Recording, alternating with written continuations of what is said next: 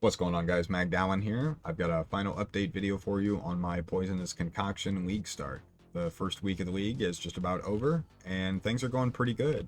In terms of our Atlas, we've got most of this done now, and most of the favorite slots unlocked. 4 Void Stones going. I'll grab that on my own, and then probably get a carry for the last 3 here once the price comes down just a little bit on TFT. And here is my Atlas tree. We spec'd out of Expedition and moved into strong boxes just for fun. I was getting bored having to set up the expeditions in every map, and so I wanted a more streamlined experience, so I'm going to do this for a little bit and see how the profits are, and then maybe we'll try Breach or Delirium or something. We'll mess around with it later on down the road. In terms of the character itself, we did buy a Carcass Jack with 6 links, and that made a huge difference. The AoE gives you more overlaps, a little bit more boss damage, feels pretty good. And other than that, the gear is pretty much unchanged from the last video. I did add quality to the gems, and I may try and get a +2 amulet or a 2120 Poisonous Concoction, but for now I'm going to just go with it as it is, and we'll see how I feel in a few days. And there's a lot of stuff that I have been lazy and not sold, but I do feel like the loot is better. The maps are dropping pretty much a full inventory of stuff every time, and I'm probably going to have to switch to a strict loot filter. I was using like a semi-strict up until now, and I think that's good. It seems like the base game is in a really healthy spot. And real quick here is my passive tree. Pretty standard for the build. The only thing that I've changed recently is that I went ahead and added back in replenishing remedies. I was running into a few situations where I would run out of flash charges if a boss was taking forever, or on a really crazy rare, or once in a while even on some harbingers. And this solves that. But otherwise, this is just kind of the standard tree, and it works pretty well. I'm not really going to worry about moving into a cluster jewel or any of that. As I said, I'm happy to just kind of use the build as it is and just push forward until I've got 10 or 20 divines in the bank, and then we will look into either switching to a different occultist build or maybe making something up on our own. And then briefly, I guess I'll just talk about the league itself. I did see a post from GGG earlier today that looks like they're adding some more stuff to the league. They're tuning some stuff and making it more friendly for group play. So we'll see what the Empyreans of the world have to say about those changes, if they're meaningful or if it's, if it makes no difference. It seems like the Sanctum is not very friendly for multiplayer. But the base game seems like it's in a pretty good spot, and I'm content to just kind of blast maps and ignore the league mechanic for a little while longer until all of its secrets are known and there's a really straightforward way to approach it. I feel like the mechanic is a little bit unforgiving, particularly if you're not the greatest at dodging telegraphs or being able to see a lot of stuff in grayscale, and that's not my particular strong suit. And so we'll see how it goes. For now, I feel like this has been a much better league start than 3.19. I'm having a lot more fun. I feel like the rare monsters are interesting. I have had some drop some pretty good stuff, even at endgame, and it doesn't feel like the constant hassle that the Arch Nemesis mods had been in previous leagues. And so overall, I'm pretty happy. Although I will say I expected a little bit more of an explosive, crazy league that had stuff in it that wasn't going to be possible outside of the league. Aside from the relics that give you a power inside of the league. I mean, there's no recombinators, there's no, Krangle, there's nothing where I feel like I need to be playing the league, because even if I'm a standard player, I need to get in there and try this thing because it's the only time I'm going to get a chance, or I need to stock up on this item because who knows if they're going to bring it into standard or whatever. And even though I don't play almost any standard anymore, I'm realizing that element of the game is very important to me. And it does make a difference when there's not that feeling of I've left my home base in standard and come into the league in search of riches and power and new adventure.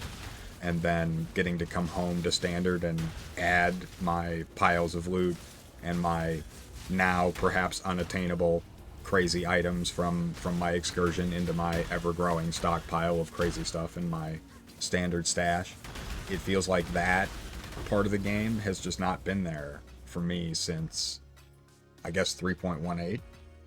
And I'm hoping that maybe in the next league they're going to do something more like that, but at least inside the bubble of a single league, if you enjoy the Sanctum, or if it gets to a point where, you know, we're all powerful enough that it's much more reasonable to get in there and farm it, I think that's fine. But we know ahead of time that we're not taking this stuff back every single standard. So maybe that's part of why I'm not super psyched on playing a lot of the Sanctum mechanic itself, but otherwise I'm having a great time. The mapping experience is very good. As I said, I did pop into standard and run a few maps, and the juice feels really good. I was filling screens up with loot and filling inventories with good stuff, and I'm excited to push this character a little bit further and then maybe make some other more powerful characters to replicate that experience in the league. So, would I play Poisonous Concoction at league start again? I don't think so, and the reason is, in comparison to the Righteous Fire characters that I've been league starting recently, with the exception of last week when I did Bone Shatter, this was less tanky, and it is nice to get the Occultist pops going, and to have easy access to the double curses and so on and so forth, but you just can't go wrong with the tankiness of the Inquisitor. And even with the nerf this patch, I've been watching what Pox has been doing, and it seems like you'd probably still be just fine. And I think mechanics-wise, having to deal with the Plague Bearer is just not for me. Shout out to my guy, Atlas, for cluing me in that the little icon changes when it gets to full stacks. I didn't realize that. That did make it a lot easier, but nonetheless, I feel like it's a little bit clunky, and you feel the damage ceiling really early, and I felt that to be a little bit oppressive in terms of gearing, even at the very low end. And so, yeah, Righteous Fire just has a smoother gearing curve. I feel like the mapping is a little bit smoother.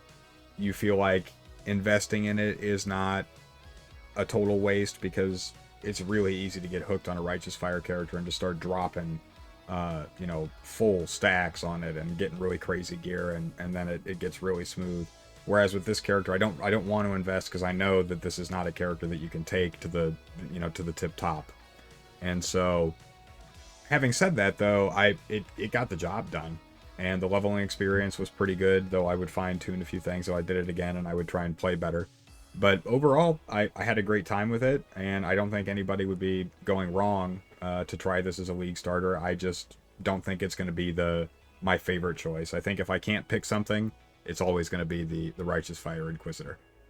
And then I guess a last little topic here is, do I think that the league that they've delivered warrants or is worth the purchase of supporter packs or microtransactions? And I think it's just, ultimately it's got to be up to the individual, but for me, I think there's more than a week or two of, you know, enjoyment to be had here. The base game's in a great spot.